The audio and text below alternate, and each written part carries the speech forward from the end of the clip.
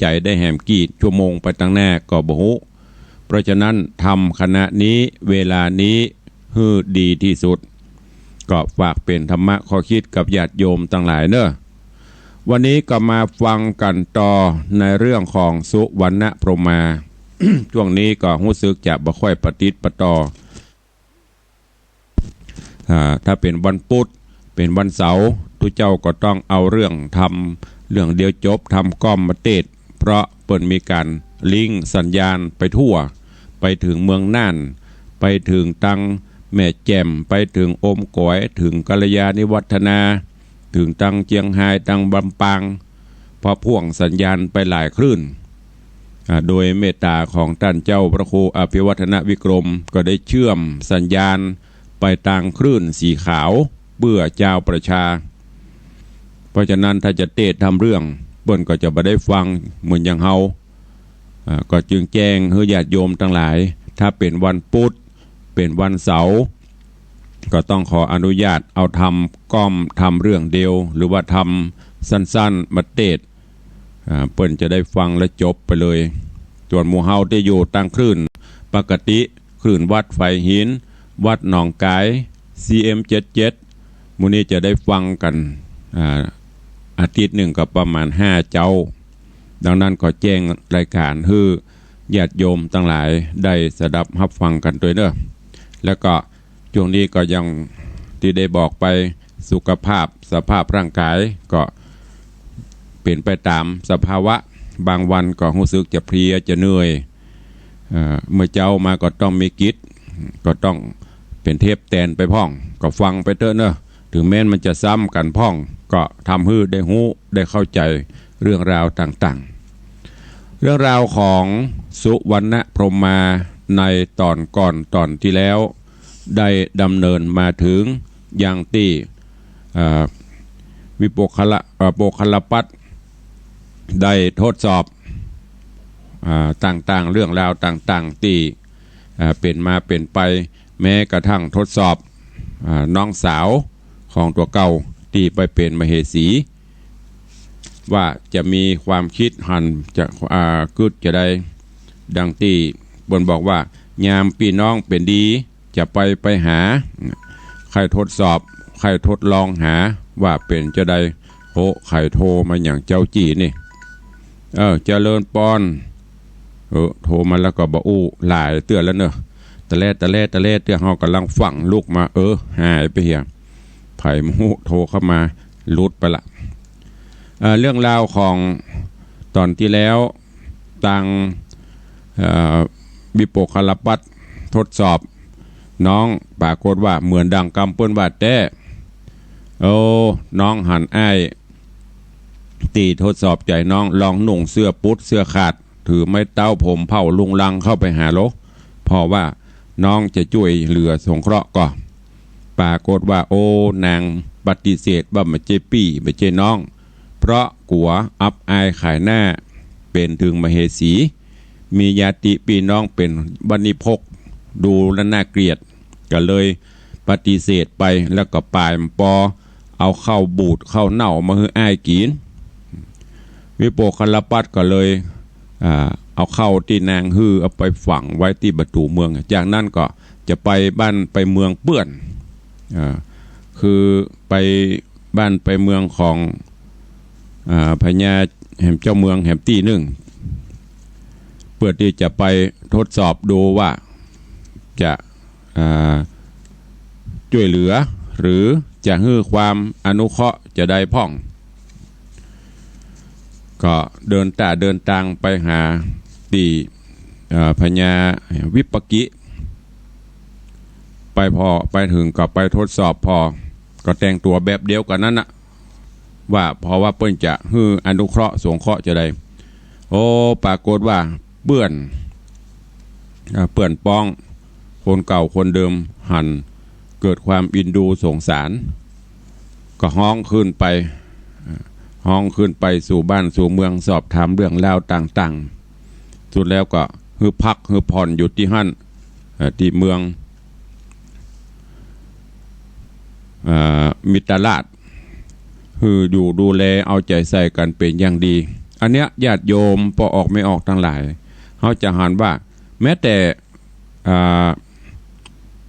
ตุเจ้าพระนายเขาก็ลองสังเกตบอกเวลาเขาไปเยี่ยมครูบาอาจารย์เยี่ยมเปื่อนเยี่ยมฝูงวัดวาอารามต่างๆก็จะได้รับการต้อนรับอย่างดีพอออกไม่ออกศรัทธาเขาก็เหมือนกันเวลาไปบ้านเปื่อนบ้านฝูงเนี่ยโอ้ปอเซียวมาจะได้ไปจะได้อ่ะป้ามาขึ้นมากินน้ำกินท่าถ้าลองเขาสังเกตเขาไปบ้านปี่บ้านน้องเขาเถอะยี่ใหญ่มายี่ใหญ่ โอ้กับบะม่วนเหรออันนี้เป็นต้นเพื่อถึงบอกว่ายามเมื่อพี่น้องเป็นดีบัดท่าไปหาแต่ถ้ามิตรสหายมิตรเกี้ยวสหายคำเปิ้นเป็นดีมีแห้งอันนั้นไปเยี่ยมไปเยือนไปพอเตอะเปิ้นจะดูแลกันในตอนที่แล้วได้เทศนามาถึงตัดที่นี่เวลาหมดลงวันนี้ก็มาฟังกันต่อว่าเรื่องราวของสุวรรณพรหมาจักเป็นเจใดก็เจริญปอนญาติโยมศรัทธานาบุญเฮาเจ้าข้าทั้งหลายได้ติดตามรับฟังพระธรรมเทศนาปืนเมืองเหนือเรื่องสุวรรณพรหมาในภูกที่14ตอนที่2ณโอกาสบัดนี้ นะโมตัสสะภะคะวะโตอะระหะโตสัมมาสัมพุทธัสสะสัทธะโวฟังลาโสตุจันนาสัพปุริสะตังหลายทั้งหญิงและชายหนุ่มเทาที่ได้ปากันเล่าติดตามทาดาฟังยังสุวรรณพรหมมาลำดับการมาถึงยังผูกทวนตี14ตอนที่2เนนาขอเชิญศรัทธาตั้งหลายจุ่งใดติดไต่ไม้ถ่อมทาดาฟังต่อไปนานี้แหละนาตาโตโหปัฏฐาญะแต่นั่นไปนาบอดเนิ่นจ้าดีลี3 เดือนมีมาฮอดกรรมมาตอดบันดาลเจ้าผู้บานนอนใส่โอ๊ตบอดใดเหลือใจนึ่งอยากไปสอนน้องอันอยู่แห่งห้องกับปิละวัตถุนกรใจ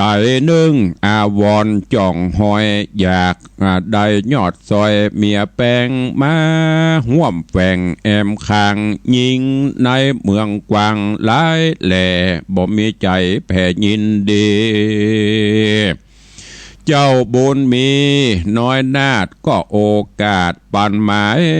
บอกเจ้าสหายปหุติตาว่าจะขออำลาจากห้องไปแอวต้องแดนไกลโคงเวียงใจต่างดาวแดนเขตเต้าต่างเมืองแม่นขี่เครื่องไม่เอาจักคืนตีเก่ามาหาเจ้าปะหูปิตาหาย่ออดซอยจริงตอบถอยไข่ปันว่ากันสหายจักพันไปสู่ยังที่อยู่แดนไกลมีโพยภายฮ้อนใหม่หรืออยากใดอันใดจุงจะใครบอกกล่าวฮือหูข่าวปั่นหมายแม่นสหายไปนาเตียวดันป่าดงพรายขอฮือมีใจโจกใหญ่เจ็บป่วยใครอย่าได้มาปานได้สามรานค่ำเจ้าอยู่เตียงเตาสวัสดีเดชเตอว่าอันแล้วเจ้าหน่อแก้วบุญนะก็รีบไกลกลาพรากห้องออกจากต้องเวียงใจด้านดงไพรป่าใหญ่ก้อยเตียวไต่ไพรสนแล้วสู่เมืองคนกว้างใหญ่มีชื่อไว้ว่าวินทนครก็มีหันและนา เกราลธาละบิธาญะรัมมโคสานามราชกะเลสิกิละดังเฮาได้หูมานิใส่ยังเมดาวไทยพาญาชื่อรัมมโคสายศอาจสะโวยราชเมืองกวางมีชื่ออ่างวาวินตนากรพระโพธรเจ้าจ้างมีเตวีแนบข้างชื่อว่าสามาวดีราชธิดามียอดซอยงามจื่นจ้อยเจ็ดนางเจ้าห่อควางยอดซอยกุดขาคอยยามวานว่าอันห่อจันใหญ่กวางกันเฮามวยมั่งเมื่อมอนโคงนกรนี้ใส่เตี้ยงห้อนไม่เครื่องขี่ลูกเฮามีหลายหลากเจ็ดคนหากเป็นยิงหาเปิ้งปิงบอดใดเหตุนั้นไซอย่าจ้ากวนหือลูกลาต่างหลายเจ็ดคนใหม่มีอยู่หือมีกู้ยินดีเจ้าปุรีกึดแล้วก็หืออำมาตย์เกี่ยวคนหานแต่งราชสารไปฮอดถึงเต้ายอดแดนไกลราชสารไขบอกกล่าวว่าดูราต้านเต้าปุรีเฮามีไม่ตีต่อเศร้าแดดต้านเต้าทะโรงเมืองฤทธิ์เหลืองหลายหลากเฮานี่หากยื่นจ้อยมีลูกน้อยเป็นสาวสมเปิงเป่ามวลหมู่บ่มีกูอยู่สร้างแม่นเจ้าจ้างหอกคำปิแย่นำเฮาแล้วมีลูกแก้วคำใจจักปั่นไม้มาสู่ยังที่อยู่เมืองเฮาจะเปื้อเลือกเอาลูกละเฮาเจ้าฟ้ายินดีเป็นไมตรีสืบต่อป้าฮือก่อเจยบานอย่าได้นาเนิ่นจะล้ำไปกว่า7 วันกันเต้าห่อจันกล่าวแล้วก็ฮืออำมาตย์เกี่ยวต่างตารีบไกลกลาแต้มต่อราชสารก่อตามกรรมแล้วเฝ้านำไปสู่เจ้าฟ้าอยู่แดนไกลก็มีหันและนาการทวน7 วันมาหอดลูกเจ้ายอดปุรี7 เมืองมีมวลหมู่ก็เข้ามาสู่เมืองหลวงเต็มหอคงใหญ่กว้างส่วนตนเจ้าจ้างหอควางก็ฮือหมู่นางน้อยเนตรไปสะกิกล่าวเกตเกษาตี้นอกปลาหนไตฮืออำมาตย์ใหญ่นำไปโยมนางในมวลหมู่กันไปสู่ทานน้ำก็จำละพรำกาญาก็มิหันและนาตีนี้จากวันนาจะกล่าวถึงต้านเต่าโปกลปตะนอนาเอาตั้งแต่เต่าไกลกลาจากนอปะหูปิตาสหายเตียวพันภายด้านป่าก็มาจวบกว่าปุรีแห่งเต้าบุญมีรัมมโคสาการไกลกลามาฮอดก็ยังจอดหิมต่างจุ้มหมู่นางนอดเนากันสะเกล้าเกษาก็ไกลกลาวายนาเปื้อจักว่าคืนสู่ยังตีอยู่ปุรีเสนามีแวดล้อมเห็นหามเหหามนางออมไกลกลาเตียวตั้งมาจะใจก็มิงฮอนและนา โสโหโออันว่าพญาบุคลปัตตะหนุ่มนาเอาการไต่เต่ามาฮอดเบียงแก้วยอดรำมาโคสาเจ้าหูขี่แย่แล้วเล่าว่าเต้าเป็นเจ้าหอควางจักฮือนางยอดซอยงามจื้นจ้อยยิ่งล้ำมาจำละพร่ำกาญาจักผ่านมาต่างนี้บ่อาจลี่ต่างดอยกวนเร็วไวอย่าจะไปนอนท่าเกิดขวางที่หิมต่างไต่เต้าแม่นนางใดเล่าข้ามหัวบ่หอนกลัวเป็นบาปอันกระยาบฮึกนานางนอนหนาถอยจะแม่นนางนอดลาคนใดมีใจใสสะอาดเฮานอนปาดตังเตียวบ่ใจเลียวคำย่ำหูที่ต่ำที่สูงมีใจจุงกลมก้อมหูนอบน้อมวันตานางนอนแน่พาเสดดีลำเลิศแน่นามกวนจักนำไปสู่มาเป็นกู้เตวีเจ้าบุญมีกึดแล้วใจพองเปลวบรรนัดสารีบใสญานอนขวางที่จิมข้างกองตังก็มิงหันแลนาตาตาในกาละนอนใสเศษนาใหญ่ลายลำป้ากันหามนางนาดลูกเต้าราชรำมาโคสาเจ็ดคนมาจะจอย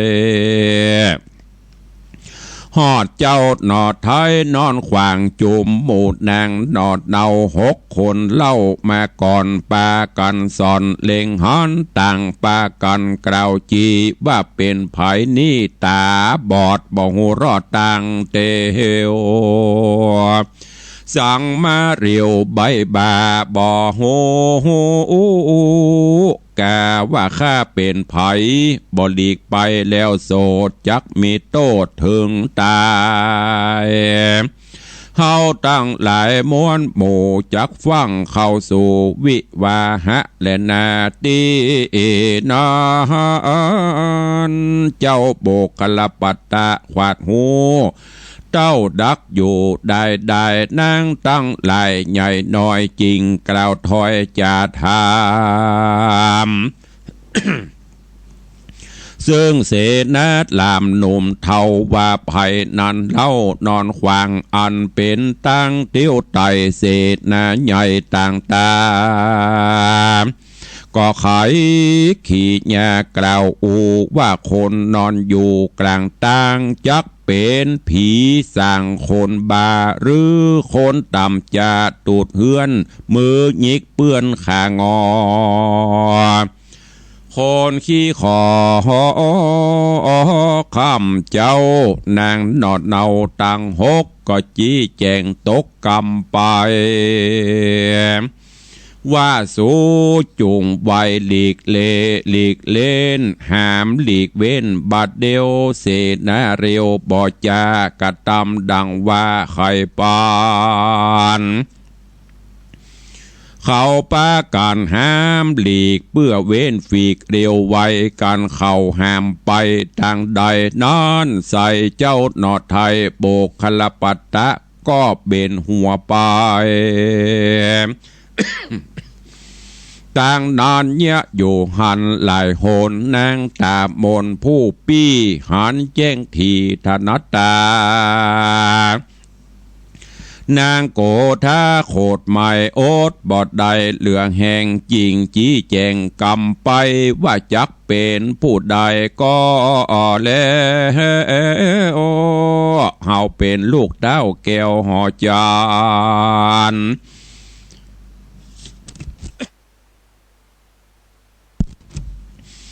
จูงป้ากันขามย่ำตีนตั้งหัวมันพร่ำเร็วไวเสนาในม้วนหมู่อันแหมนางอยู่เป็นสายก็ปากันกาหายย่ำข้ามบอกครั้นครามเกรงกลัวหามนางข้ามหัวบัดเดียว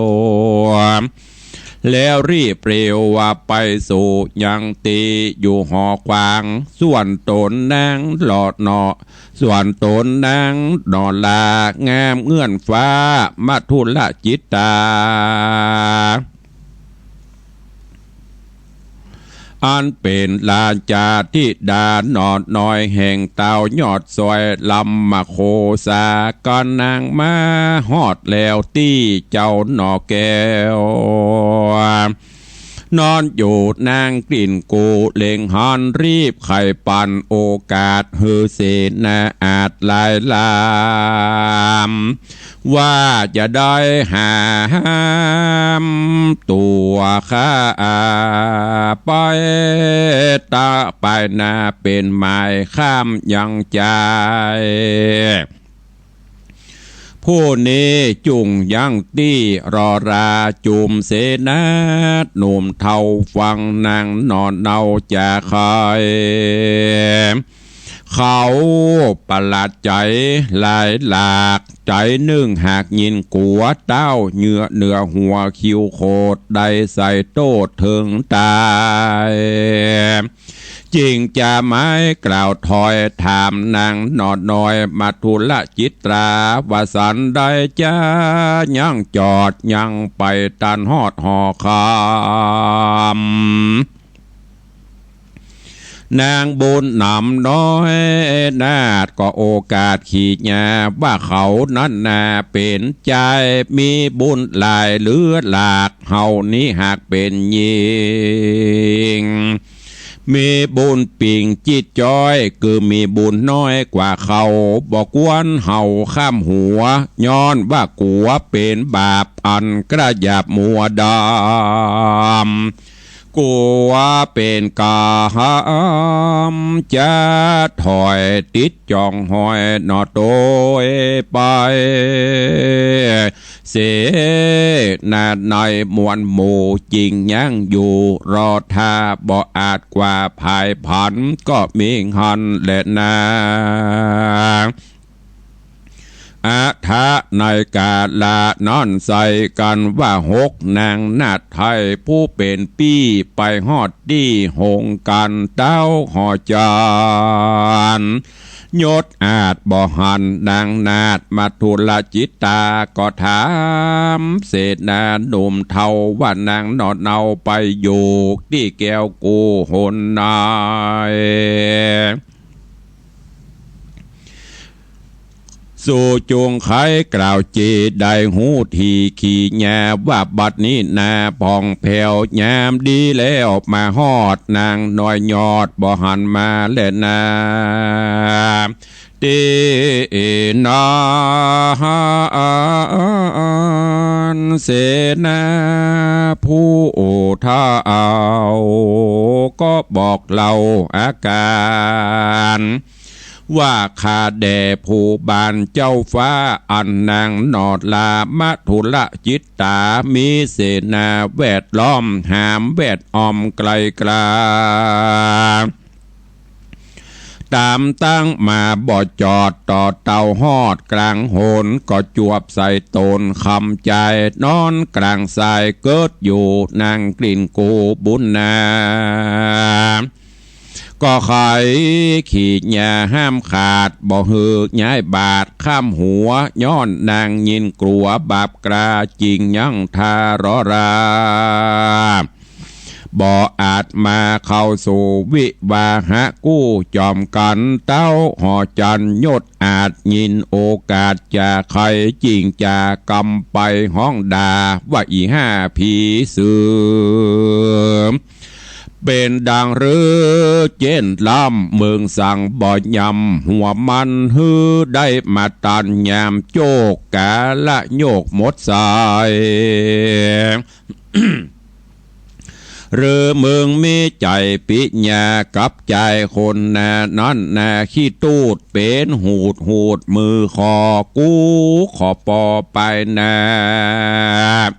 อย่าห้องกูว่าป่อมึงอีสึงตึงใบบาตนเจ้าฟ้ากล่าวแล้วก็ฮือเศษเกี่ยวไปสู่ยังที่อยู่นางมาตุลจิตตาก็มีหันและตาได้กาดละนอนใส่เต่ายดใหญ่รำมาโคสาก็ฮือนางลาจธิดา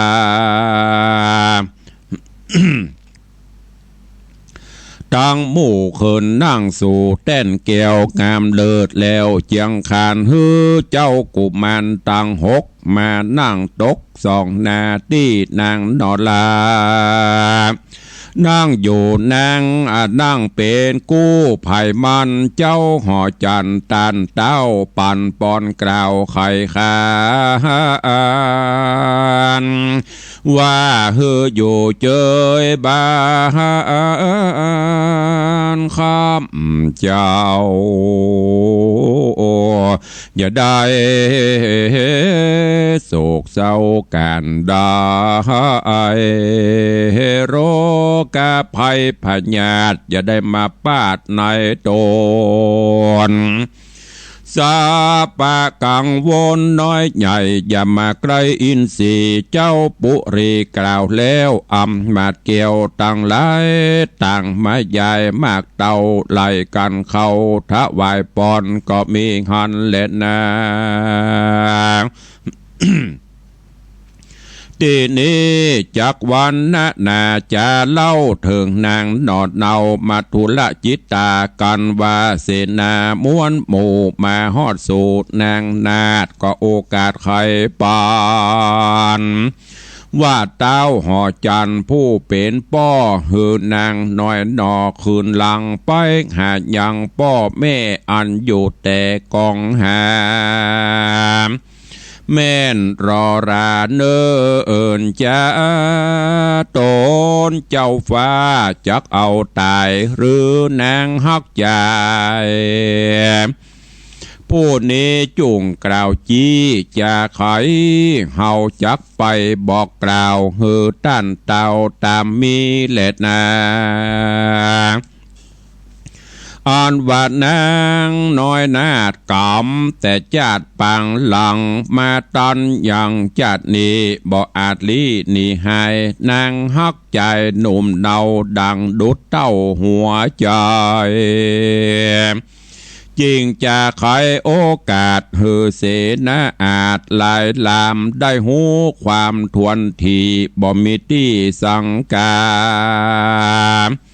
จูมเสนาหนุ่มเทาก็ยกนางนอดเนาบุญภายอยู่กับใจต่างนาแล้วปากันกว่าคืนสู่ยังที่อยู่หอจานรีบไข่ปันโอกาสไปบอกดาวราชตามมีเจ้าปุรียศใหญ่หูแจงไข้อาการก็ไข่ขานกล่าวถอยด่านางนอดน้อยนาว่ากูเลี้ยงมึงมาเสียเข้าตั้งตีนเต้าฝ่าหอยกูพอกอยเลี้ยงไว้หวังจักใดเป็นดีปลายหลังมีดังหูดังนี้ไปนากูเตี้ยงคาฟันคออีสอบอบาใบอย่ามาใกล้ตนกูเข้ามาจูถ้อยวาดว่ากูเตาราชพญาเป็นปิตาเมืองแถมซ้ำปอสองแหละนาตานายกาละนันลูกดาวไทยศิสาเกตกันว่ามาสู่เขตสีมารำมาโคสาเต้าเจ้าได้มาเป่าได้บ่ได้นางบุญภายยอดซอยยินต่ำก็มองขี้โกถ้ามีไม่เดือดอยู่บ่เหือดคืนวาน การว่าภายผ่านคืนสู่อย่างที่อยู่แห่งตนกอดนำรีปนบอดน้อยไหลหลังถอยเป็นสายโยธาลายอาจกรามาต่อต้าสงครามเลปนลามโหห้องสะนันกองแดนไกลกันฮอดเวียงใจแห่งดาวต้นภาพดาวรำมาโคสาก็ฮือเสโยธามวลหมู่จอดยังอยู่แดนเมืองเจ้าบุญเรืองนอดเนาก็แต้มสารเล่าไปหายังรำมาโคสา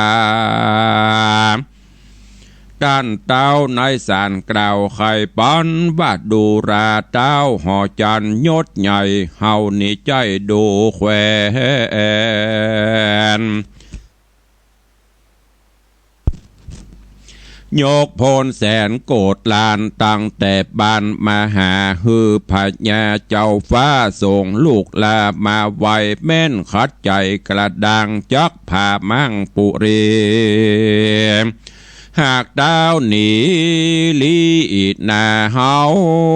จักขาบัดเดียวก็มิงหันแหละนาเนธิตังขีญาสั่งวันนาวิเศษจาห้องเหตุธรรมเทศนาเรื่องสุวรรณพรหมมาผูกทวนที่14ก็บังกรมสมเรศเดชก็ได้สดับรับฟังจบกันไปแถมผูกหนึ่ง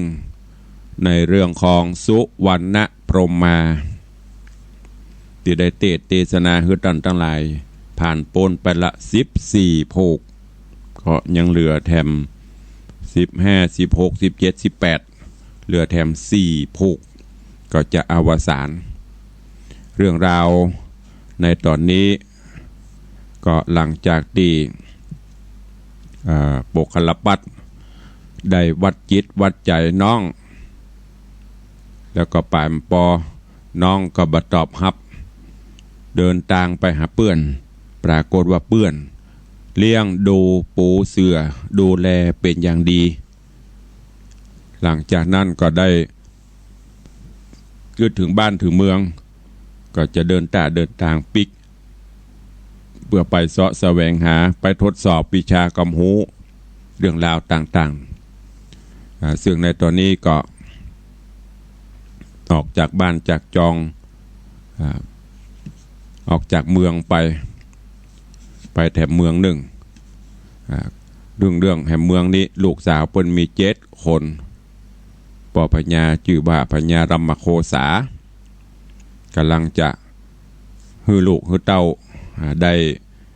มีกู้มีกิมอันเตอะโดยการปกเป่าข่าวสารพญาเจ้าเมืองต่างๆมาเพื่อให้ลูกได้เลือกลูกสาวเปิ้นมี7 คนก่อนก็เดียววันพุธจะเอาเรื่องราวตอนนี้มาสรุปให้ฟังเพื่อได้ปฏิบัติต่อกันแต่วันนี้ก็เอาแบบย่อๆ ถึงลูกสาวถึง7 คนพอหูว่าป่อจะฮือเลือกกู้เลือกกิมเปิ้นก็ไปจำละสะสางอาบน้ำอาบท่าติตาน้ำขณะนั้นโบกคลปัตหันก็หูความต่างๆตัวก็เลยค่อยทดสอบว่าไผ่ที่จะมีสัมมาคารวะเพราะว่าโบกคลปัตก็เสาะมเหสีเสาะกู้เสาะกิมตัวเตอะที่มันถูกอกถูกใจโดยที่พอถึงกาลเวลาตีลูกสาวของพญาลำมโคสาจะปิกเข้าบ้านเข้าเมืองโบกคลปัตก็ไปนอนขวางหนทางไว้โอ้ลูกสาวพญาหันก็สั่งเสนาอมาตย์หามไปทางอื่นโบกคลปัตก็หันหัวไปตัวเรื่อยๆจนสุดท้ายถึง6 คนข้ามย่ำไปเหลือก็ลูกสาวโคล่าใบยอมข้ามเดือดร้อนถึงเสนาอมาตย์ว่าจะได้บ่ไปนางบอกว่าโอ้เปิ้นเป็นพ่อใจบุญเปิ้นนักเปิ้นหนากว่าเฮา จะไปข้ามไปเยี่ยมข้ามหัวข้ามเก้าเปิ้นบดีเป็นบาปเป็นกรรมอันเนี้ยญาติโยมทั้งหลายย้อนกล่าวถึงในก่อนมาให้เด้อเขาจะหันว่า ความเคารพนับถือระหว่างผัวเมียเวลาจะยุบหัวผัวนี่อย่างเขาหันป่อหันแม่เขาย้อนหลังไปเมื่อ40-50ก่อนนะโอ้บ่จะได้ยุบหัวผัวง่ายๆต้องขอขมาละโตดก่อนแม้แต่จะใส่ผมงอกบ่ได้ขอสุมาเตเนอป่อมันเด้ออย่างที่ตุลุงเคยเอามาเล่าให้ฟังแม้แต่เสื้อผ้าของพ่อจายเปิ้นก็บ่ซักรวมกันกับของไม่ยิงพูดง่ายๆก็คือเปิ้น ยกย่องกันมีความเคารพนับถือกันนั่นน่ะเปิ้นถึงอยู่ด้วยกันจนถือไม่เต้าหยอดตองกับบองหยอดเพชรอยู่ด้วยกันกุมเท่าเต้าตายด้วยความไว้เนื้อเชื่อใจกันด้วยความเคารพนับถือกันแต่สมัยนักการปัจจุบันอีป้อยแม่เฮาเหยอย่างที่เฮาหันนั่นน่ะกูด่ามึงด่ากูจกหัวมึงจกหัวกูข้ามหัวข้ามเก้ากันไปสุมาดตินหยอกตินตั้งบนหัวบนเก้ากันไปแต่พ่องหุเล่นพ่องหุบ่มีความเคารพนับถือกันอยู่ด้วยกันด้วยหวังกะกามะตัณหาราคะบ่ได้หวังที่จะสร้างรักสร้างฐานบ่ได้หวังอย่างอื่นความเคารพนับถือย่ำเกรงกันก็บ่ค่อยมีฟังเขาอู้กันนะคิงฮากูมึง ด่ากันเพอสดเปรียบประโคตรตระกูลงูเง่าผลอมดาอันเนี้ยมันถึงอยู่ด้วยกันบ่ได้ถ้าไม่ยิงมีความเคารพนับถือผัวมีความเคารพนับถือไว้เนื้อเชื่อใจฮือเกียรติซึ่งกันและกันกับผัวกับเมียอยู่ด้วยกันไปมีความสุขลูกเต้าก็มีความสุขกู้นั้นครอบครัวนั้นก็จะมีความสุขก็ฝากไว้เนอะในข้อคิดธรรมะวันนี้แล้ววันพุธเขาก็ฟังกันต่อไปในผูกที่15 16 17 18เนอะเก็บแกะก้อนไกเอาสาระคติเรื่องราวต่างๆเอาไปใช้ในการดำเนินชีวิตประจำวันวันนี้ก่อนที่จะได้เปิดหน้าไมค์อู้เอ่ยอู้จ๋ากับญาติโยมศรัทธา ขออนุโมทนาบุญขอบคุณกับครอบครัวของพี่ไอวิทูลจะยมปี้ภัยจิตใจชุ่มนางสาวจิตชนกนางสาววณัชพรใจชุ่มสันกระแปงแต่ว่าเพิ่นได้นำเอาทองคำ1วินกำเมืองเขานั้น1วินกำไทย1 กรัมเอามาร่วมสมทบหล่อพระเจ้าทองคำที่วัดวังสิงห์คำเนอะขออนุโมทนาบุญขอบคุณตัววันก่อนก็มีแม่เฒ่าบัวเงินบุญชัยพร้อมลูกหลานนะเพิ่นก็เอาแหวนทองคำน้ำหนักประมาณสลึงป่ายเอามาร่วมทำบุญหล่อพระเจ้าขอบคุณกับโยมสิริกรสั่งสุขบ้านสันกับตองสารปีได้นำจตุปัจจัยมาร่วมโมทนาบุญเพื่ออุทิศกุศลป่อเกิดไม่เกิดเจ้ากรรมนายเวรแล้วก็ตานอุทิศไปหาป่อตันแม่หวันนายกฤษณะสั่งสุขขอสมกรรมกรรมพัฒนาเนอของพี่ไอสิริกรสั่งสุขที่ได้นำปัจจัยมาร่วมตัวขอขอบคุณอนุโมทนาท่านผู้ใดมีเจตนาใครร่วมสร้างมหากุศลในการรอในการสร้างพระพุทธรูปทองคำซึ่งเขาจะสร้างโดยทองคำบริสุทธิ์96-97%จึงได้บอกกล่าวเล่าขานเชิญชวนญาติโยมศรัทธามาได้ปีป่ายละ ที่แรกเขาจะรอกันเมื่อเดือนเมษาที่ผ่านมาแต่ปรากฏว่าโรคระบาด ก็เลยเลื่อนค้ายไปแล้วก็ในตอนนี้ช่างก็ได้จินตนาการแปลงแบบแปลนองค์พระพุทธรูปขึ้นมาเป็นที่ปริปุณังเรียบร้อยคือองค์แบบแล้วก็คำนวณปรากฏว่าทองคำที่เราจะต้องใช้ต้องเพิ่มจำนวนขึ้นเพราะพระมีขนาดใหญ่ขึ้นประมาณ5 นิ้วพร้อมแต้นฐานเพราะฉะนั้นก็เลยต้องเชิญชวนญาติโยมเฮาเนอะ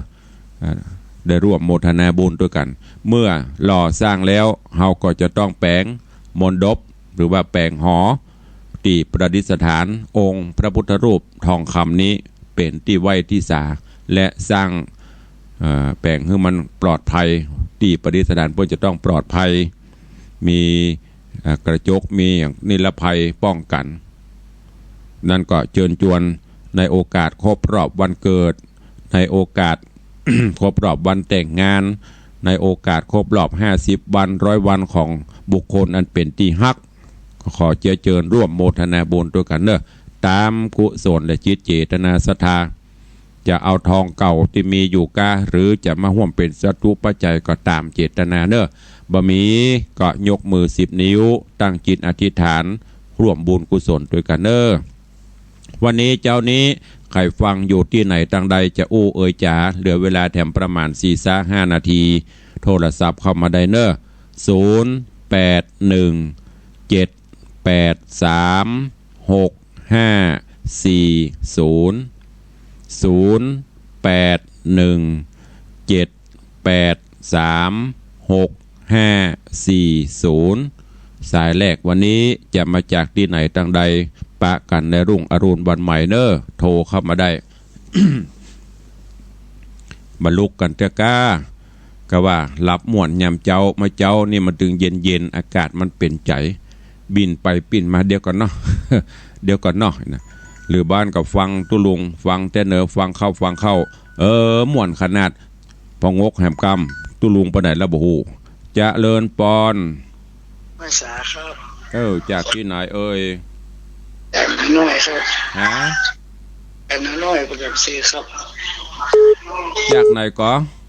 จากอำเภอน้อยครับโอ้น้น้อยฟังอยู่กับเปิ้นลิงอยู่กับมาเจ้านี่ครับฟังตลอดครับว่าเปิ้นเอาลิงออกตลอดกูเจ้ากะครับกูเจ้าอ๋อบอกฮู้ตุลุงนึกว่าเปิ้นออกกับวันพุธกับวันเสาร์ครับว่าลิงทุกวันกะป่อครับทุกวันครับโอ้อนุโมทนาขอบคุณเนอะสถานีวิทยุชุมชนคนนาน้อยจังหวัดน่านแต่ก่อนเปิ้นก็ลิงเมินเลยเตอะแล้วก็นึกว่าเปิ้นย่างแปลว่าเปิ้นลิงทุกเจ้าเนาะ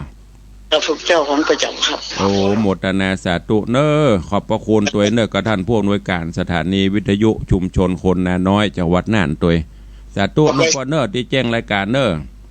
ไว้สาหันครับปอดเนอะโอ้เป็นวันอันสถานีวิทยุชุมชนคนนาน้อยจังหวัดน่านเปิ้นลิงสัญญาณตัวใจพอออกไม่ออกศรัทธาตั้งน่านเปิ้นฟังกันตลอดเนาะก็ได้ติดตามแล้วก็แจ้งผลการรับฟังเข้ามาขอบพระคุณเป็นอย่างสูงเนอะที่ได้แจ้งเข้ามาพี่น้องตั้งน่านใครฟังก็โทรเข้ามาได้เจริญปอนนมัสการเจ้าว่าจะได้เจ้าชัดเจนดีเจ้าไหลรับปะพอดี104มันอยู่ตลอดแล้วกูเตื้ออยู่ไหนวันนี้ไหลมาปะไป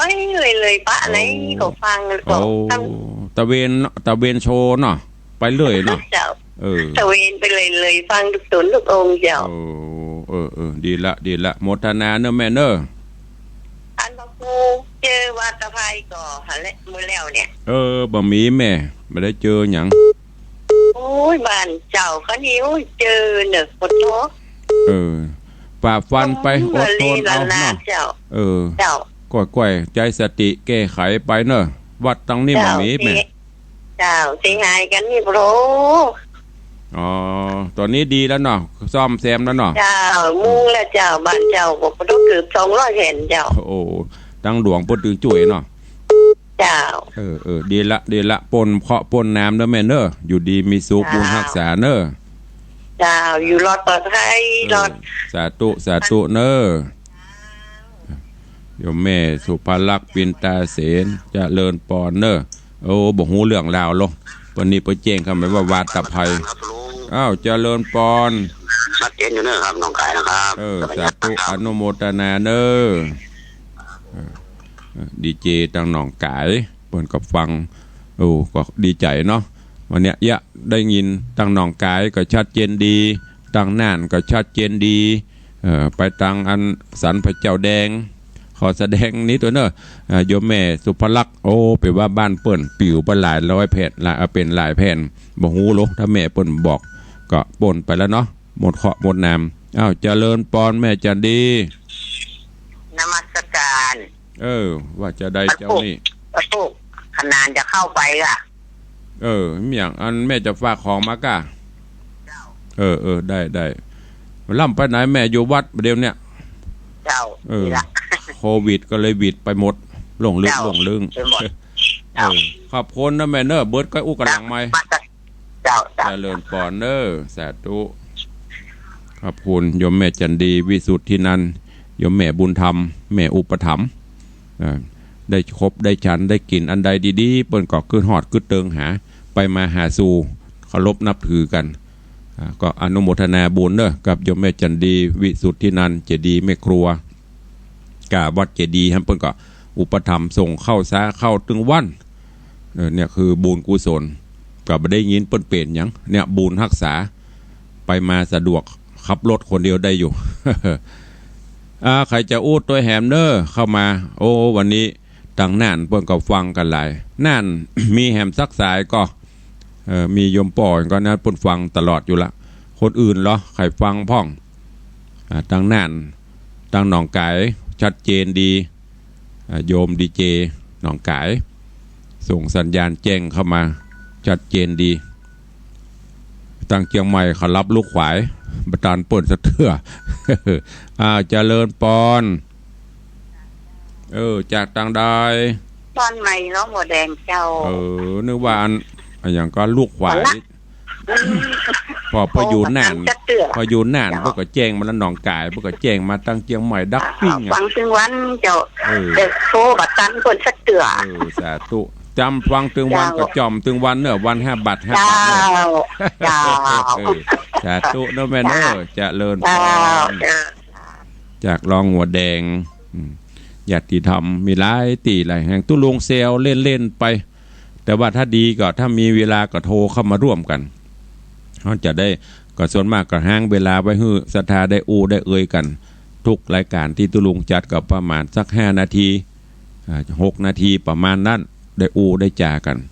ก็จะไปละไปลืมเนอะครบรอบวันเกิดก็ดี